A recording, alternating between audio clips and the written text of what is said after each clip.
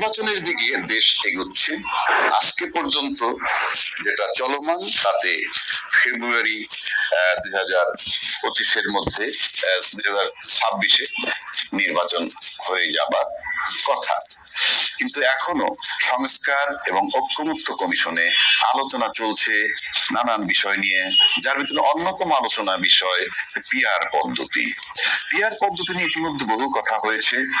আমি আজকে যে কথাগুলো বলবো, আমার কোনো কথাই কিন্তু কারো উপরে চাপিয়ে দেওয়া নয়, একটা মতামত দেওয়া, সিদ্ধান্ত নিবে যাদের রাষ্ট্রীয় লেভেলে সিদ্ধান্তে নেওয়ার অধিকার আছে। আমরা বরাবরই দেখে আসছি যে অতীতের যত নির্বাচন হয়েছে তার বেশিরভাগ নির্বাচন গুলাই কিরকম হয়েছে আমরা সেটা দেখেছি, এবং বিগত 3টা নির্বাচন একতরফা হয়েছে, ভোটারের উপস্থিতি ছিল না।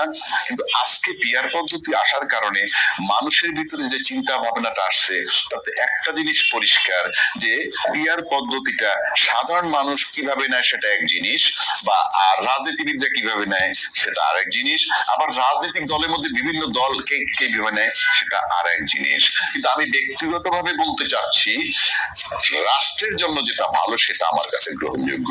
আমার কাছে কোনো দলকে কোন দলের জন্য কোনটা লাভজনক সেটা আমার কাছে ফ্যাক্টর নয়। একটা জিনিস পরিষ্কার হয়ে যাচ্ছে যে পিআর সিস্টেমে যদি ভোট হয় তাহলে ভোটারের উপস্থিতি একেবারে আমি নিশ্চিত করে বলতে পারি 50%-এর বেশি হবে। অতীতের রেকর্ড তো নানান ছলচাতুরি করে বেশি বাড়ানো কমানো দেখানো হয়েছে, কিন্তু যদি পিআর সিস্টেমে ভোট হয়, অর্থাৎ ভোটাররা যখন জানবে আমি ভোট দিলে আমার প্রার্থী পার্লামেন্টে, মানে আমার দলের প্রার্থী পার্লামেন্টে যাচ্ছে, সেক্ষেত্রে আমি নিশ্চিত করে বলতে পারি 50%-এর বেশি লোক ভোটের মাঠে ভোট দিতে যাবে। পাশাপাশি যদি আগের নিয়মে ভোট হয় তাহলে সবাই জানবে যে ভোট দিলে কারা পাস হবে সুনিশ্চিত। সেক্ষেত্রে ভোটের কাস্টিং সংখ্যা যাই হোক না কেন, আগ্রহ কমে যাবে।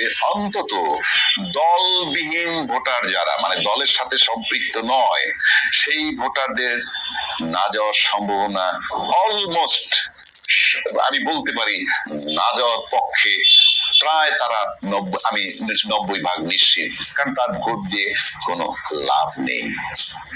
আর শুধুমাত্র দলের ভোট যাবে, এখন ভোটাররা যাবে। সেখানে যারা আজকে পিআর পদ্ধতি চাচ্ছে তারা ভাববে যে পিআর পদ্ধতি না পাইলে তারা নির্বাচন করবে কি করবে না জানি না, নির্বাচন না করলে তার ভোটাররা যাবে না।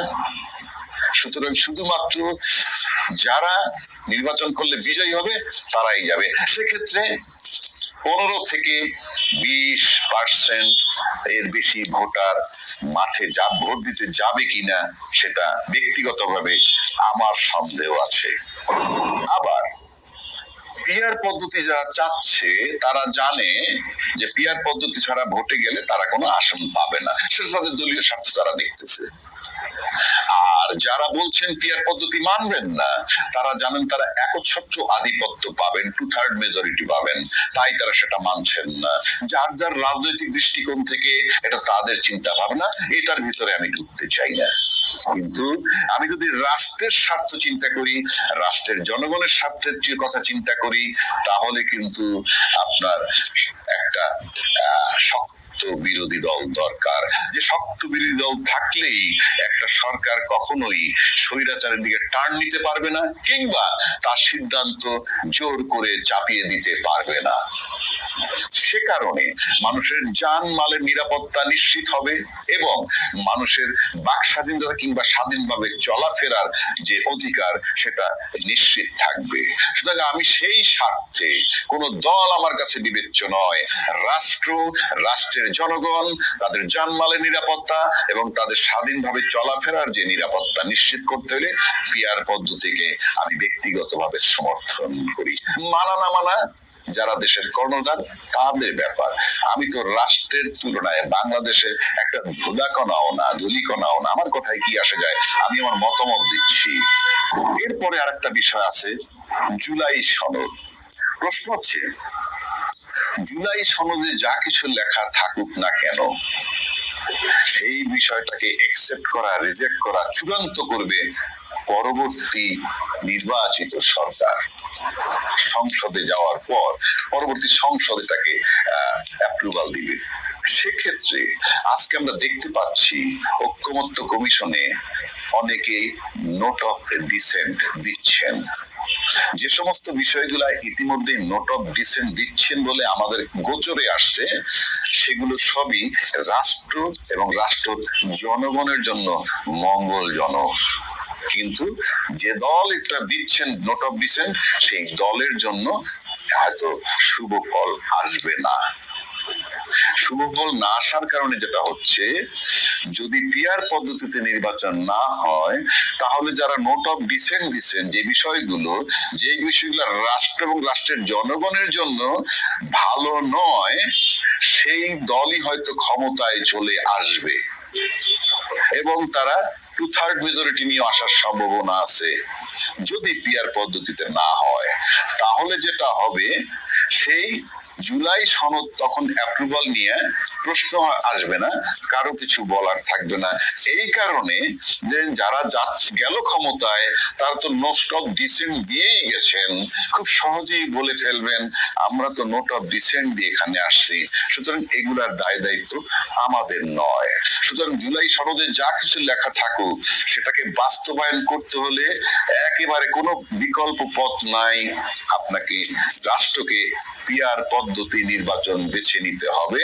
এবং সেক্ষেত্রে জুলাই সনদে যা লেখা হবে আজকে, সেগুলার অ্যাপ্রুভালটা সংসদ দিবে এবং এ ব্যাপারে কোনো সন্দেহ থাকবে না। আবার আরেকটা কথা আছে, পিআর পদ্ধতির নির্বাচনে সরকার একচ্ছত্র আধিপত্য বাস্তবায়ন কখনো সম্ভব হবে না, যা দেশ ও জনগণের জান মাল ও স্বাধীনতা নিশ্চিত করবে।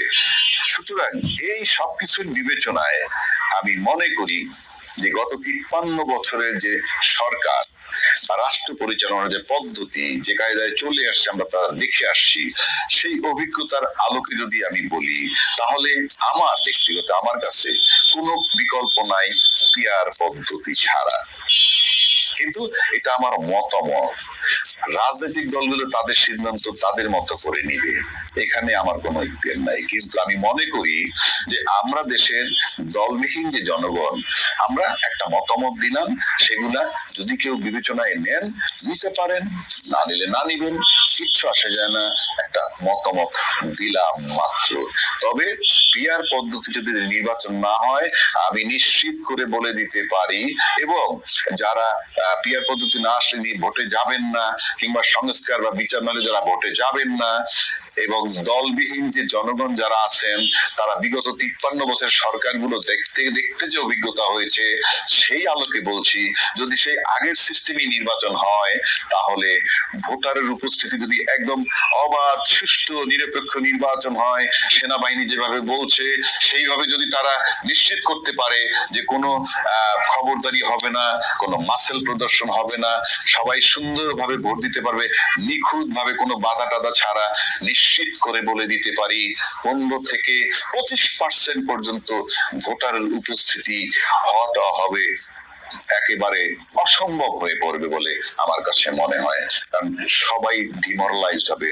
আর যারা যেটা বললাম দলবিহীন, তারা কেন যাবে?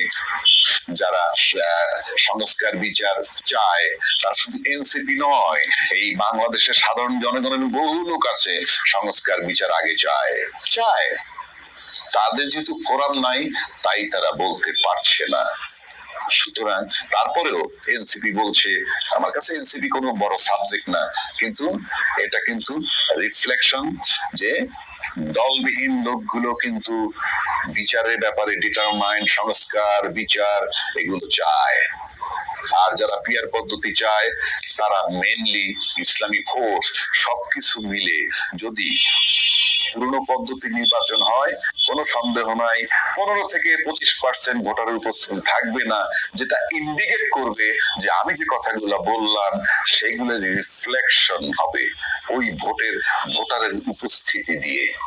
সুতরাং বিবেচনায় নিতে হবে যারা রাষ্ট্রকে ভালোবাসেন, দেশকে ভালোবাসেন, জনগণকে ভালোবাসেন, জনগণের উপরে নির্যাতন করতে চান না, জনগণের জানমালের নিরাপত্তা দিতে চান, তাদের স্বাধীনভাবে চলাফেরার নিশ্চয়তা নিশ্চিত করতে চান, তাহলে যার দলীয় স্বার্থের ঊর্ধ্বে থেকে রাষ্ট্রের জন্য যেটা মঙ্গলজনক সেটাই একসেপ্ট করা উচিত, হোক সেটা পিয়ার পদ্ধতি। সন্তানকে উত্তম আদব শিক্ষা দেয়া পিতা মাতার পক্ষ থেকে শ্রেষ্ঠ উপহার। কাউকে আদব শেখানোর সবচেয়ে ভালো সময় হচ্ছে শৈশবকাল। তাই সন্তানকে উত্তম আদব কায়দা শেখাতে, রুচিশীল ও মার্জিত করে গড়ে তুলতে আমরা নিয়ে এসেছি চমৎকার একটি সিরিজ, ছোটদের আদব সিরিজ।